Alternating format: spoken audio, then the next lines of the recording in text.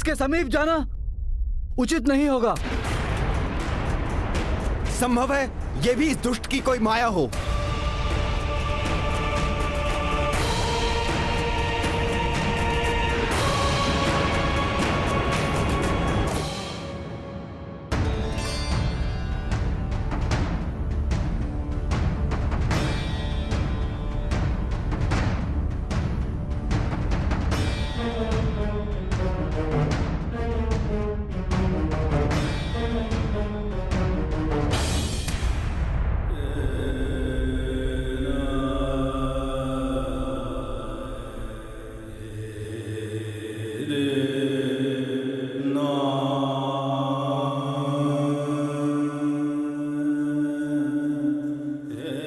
इसका शिथिल पड़ा शरीर, श्वास की मंद गति इसका संकेत है कि इसके प्राण अब छूटने ही वाले हैं।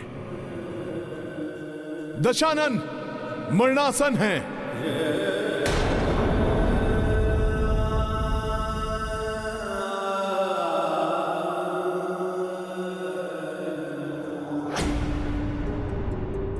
स्वामी के जीवन दीपक की लौ मंद कैसे पड़ गई? कैसे संभव है ये, जब उनका मृत्यु बाण यही सुरक्षित है?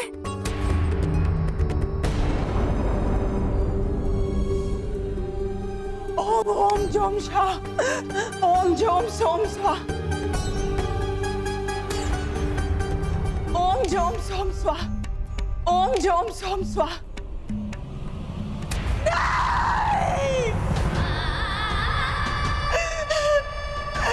ये नहीं हो सकता, ये नहीं हो सकता।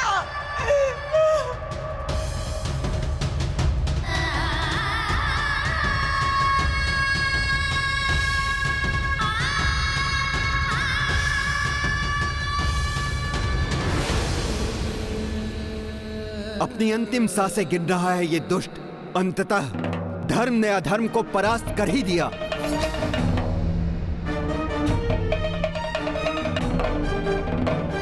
प्रभु श्री राम ने इस दुष्ट रावण के अधर्म युक्त कुशासन का सदैव सदैव के लिए अंत कर दिया।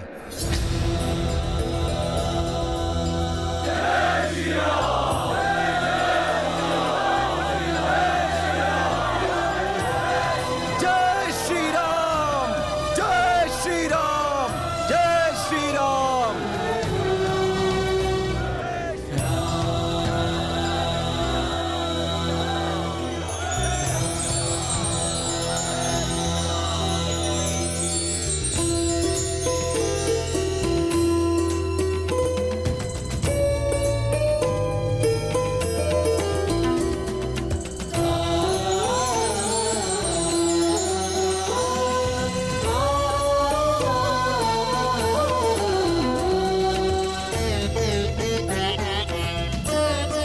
धराशायी हुआ रावण।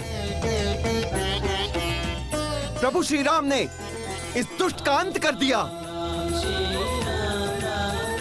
धर्म की जीत हुई है, विजय हुए हैं हम। जय श्री राम। रुकिए, रुक जाइए आप सभी। ये क्या कर रहे हैं आप? आपका ये कृत्य प्रभु श्री राम के सैनिकों को शोभा नहीं देता। युद्ध में पराजित योद्धा का सम्मान करना भी एक योद्धा का परम धर्म होता है। लंकेश के अधर्म और अहंकार हमारे वास्तविक शत्रु थे इस युद्ध में। उनका नाश होने पर उनसे मुक्त शूरवीर योद्धा रावण के मरणासन शरीर का अपमान सर्वथा अनुचित है। इसलिए अब इन्हें वीर गति प्राप्त होने के पूर्व शांति पूर्वक इन्हें अपनी अंतिम श्वास लेने दीजिए। अधर्म की पराजय पर आनंदित होने के साथ हमें यह भी नहीं भूलना चाहिए कि आज संसार एक महाज्ञानी खो रहा है।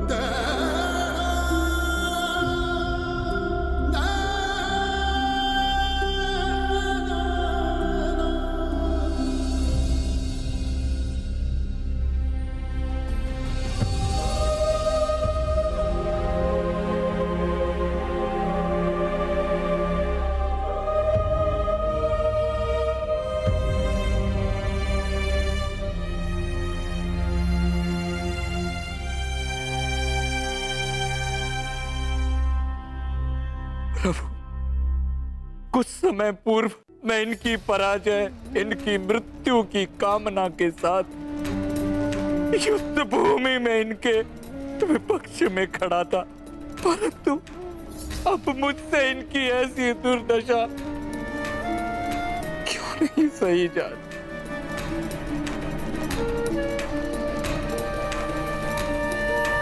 विभीषण जी, जैसा अभी हनुमान ने भी समझाया था, जिसके विरुद्ध आप युद्ध कर रहे थे वो एक अहंकारी अधर्मी है, परंतु अब जिसके लिए आप द्रवित हो रहे हैं वो आपका अग्रज भ्राता है। उनके लिए दुखी होना पूर्णतया उचित है, इसलिए जाइए विभीषण जी, रावण के अंत के क्षणों को व्यर्थ मत गवाइए।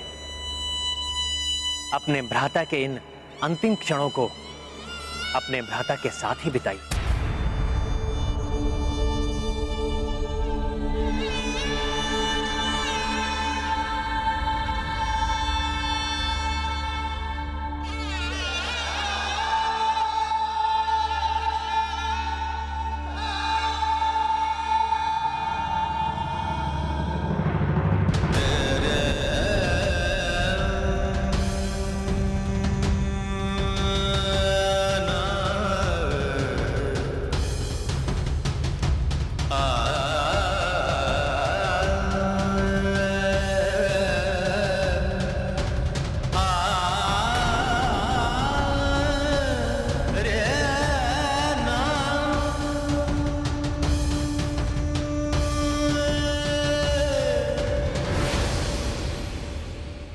हे भ्राता, कैसा दुर्भाग्य है मेरा, निस्तेज, कांतिहीन, निरीह अवस्था में आपको कैसे देखूं?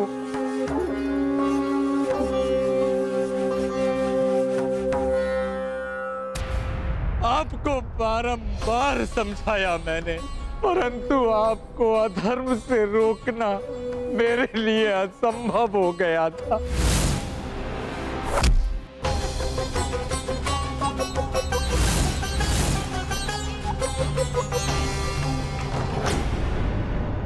एक और विभीषण जी के लिए यह क्षण घोर दुख और अवसाद के क्षण हैं,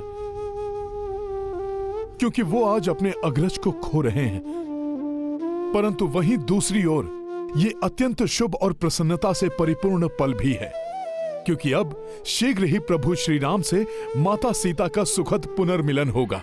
देवी मंदोदरी की व्यथा ने मुझे व्यथित कर दिया है। दुष्ट रावण के कुकर्मों का फल आज उन्हें और संपूर्ण लंका को भी भुगतने पर विवश होना पड़ा है। परंतु आज ये अस्त होते सूर्य देव की शुभ्र आभा को देखकर ऐसा प्रतीत हो रहा है जैसे वो अस्त नहीं उदित हो रहे हो। परंतु ये शुभ संकेत के बाद भी मेरे हृदय में आज के युद्ध को लेकर अनेकों आशंकाएं उत्पन्न हो रही हैं, क्योंकि मेरे स्वामी के पास से शुभ संवाद आने में इतना विलंब हो रहा है। आप निश्चिंत रहें देवी, प्रभु का कोई अनिष्ट नहीं हो सकता। आपका कथन सत्य है त्रिजटा, परंतु आज मैं अनेकों आशंकाओं से ग्रस्त हूँ। कहीं ये शुभता लंकाधिपति के लिए तो नहीं, कहीं मेरे स्वामी किसी संकट में तो नहीं। माता सीता तो बड़ी अधीरता से इस शुभ समाचार की प्रतीक्षा कर रही होंगी। संभव है उन्हें ज्ञात भी न हो कि युद्ध का परिणाम क्या हुआ है। मुझे तुरंत जाकर उन्हें यह समाचार देना चाहिए। जय श्री राम।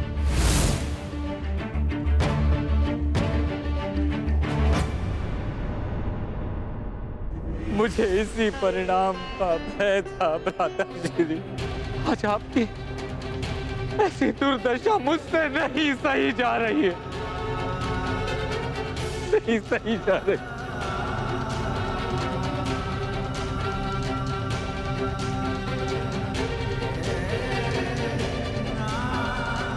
निकंबद विजेता मेरे भ्राता श्री इस समय पृथ्वी पर समर्थहीन निर्बल असहाय पड़े हैं।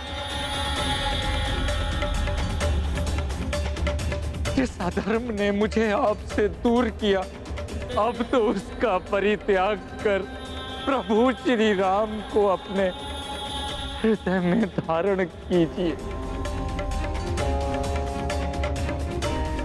वो आपके सभी पापों को क्षमा कर आपको मोक्ष दान देंगे।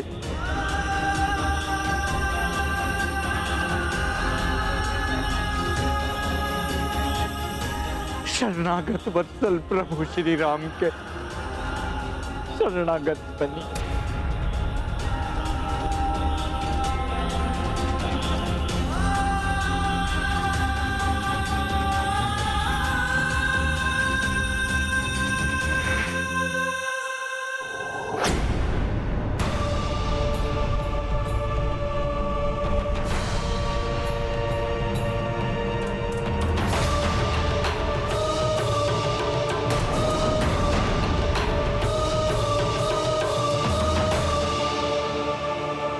अभी आप धर्म से मुख मोड़ रहे हैं।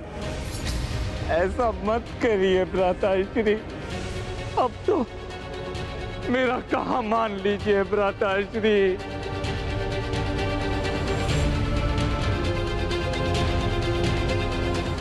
अनेकों मायावी और वरदानी शक्तियों का स्वामी अहंकारी हठी रावण विजय प्राप्ति के लिए कुछ भी कर सकता है। इसलिए आज के युद्ध को लेकर मैं चिंतित हूँ। देवी, आपकी चिंता व्यर्थ है। इतने शुभ संकेतों के बाद भी आप शंकित क्यों हो रही हैं? नहीं त्रिजटा, कभी कभी ये शुभ संकेत भी भ्रामक हो जाते हैं। देवी मंदोदरी का यहाँ से व्यग्र होकर जाने से मुझे आभास हुआ है कि यहाँ लंका में आज एक नवीन प्रारंभ होने वाला है। आज यहाँ एक निर्णायक परिवर्तन होने वाला है।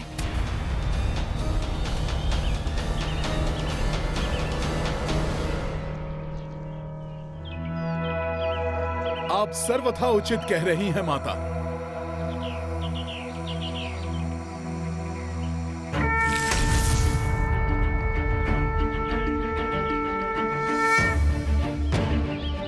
प्रणाम माता। यहाँ आने वाला परिवर्तन अशुभ नहीं अपितु अत्यंत शुभ है।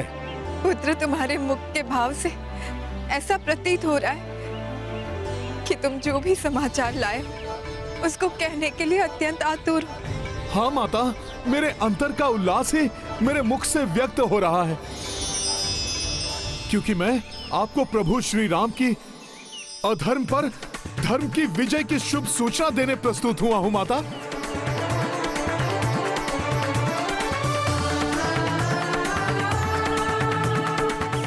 माता, अंततः प्रभु ने रावण को परास्त कर दिया और अब रक्षराज दशानन मरणासन अवस्था में है। माता, फिर आप रो क्यों रही हैं?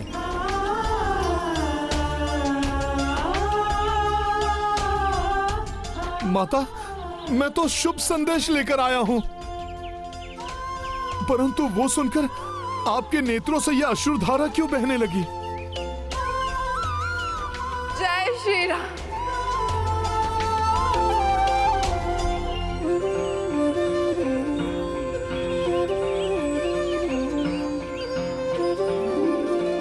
माता, समझा, जो प्रसन्नता आप शब्दों में व्यक्त नहीं कर सकती वो अश्रु रूप में प्रकट हो रही है माता।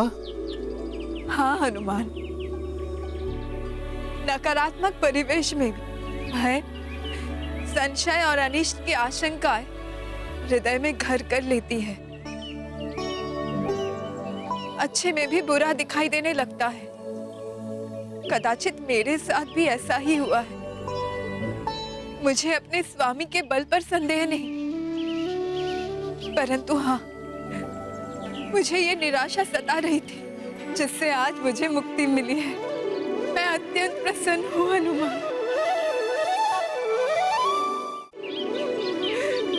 मैं अत्यंत प्रसन्न हूँ हनुमान। परंतु मेरे स्वामी की विजय का श्रेय तो तुम्हें ही जाता है।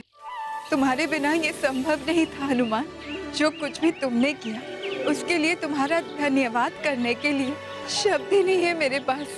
माता, ऐसा ना कहें। मैं तो मात्र प्रभु श्री राम का एक सेवक हूं। माता, मैंने जो भी किया वो तो उन्हीं के नाम की महिमा का परिणाम है।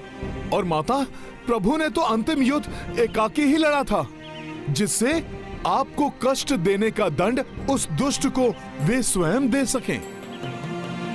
माता, यहां आपने अनेक यातनाएं भोगी हैं। माता, अब दुख के मेघ सदा के लिए छट जाएंगे। माता, अब शीघ्र ही वो शुभ घड़ी आएगी जब प्रभु और आपका सुखद मिलन होगा। माता, मुझे विश्वास है प्रभु श्री राम आपको शीघ्र ही अपने समीप बुलाने का प्रबंध करेंगे।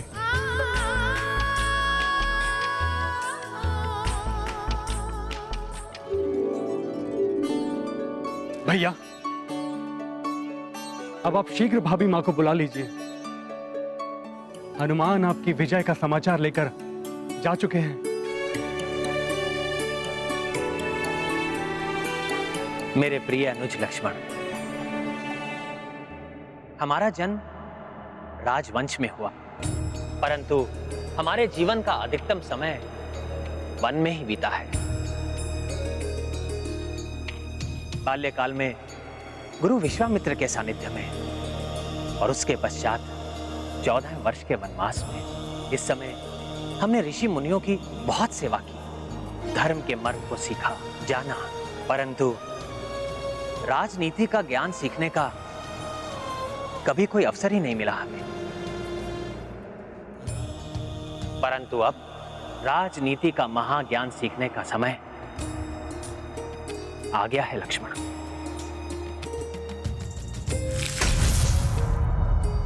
और लक्ष्मण, राजनीति के परम ज्ञाता दशरथ रावण से उत्तम गुरु और कौन हो सकता है। इसलिए जाओ लक्ष्मण, राजनीति के महाज्ञाता रावण से महाज्ञान प्राप्त करो।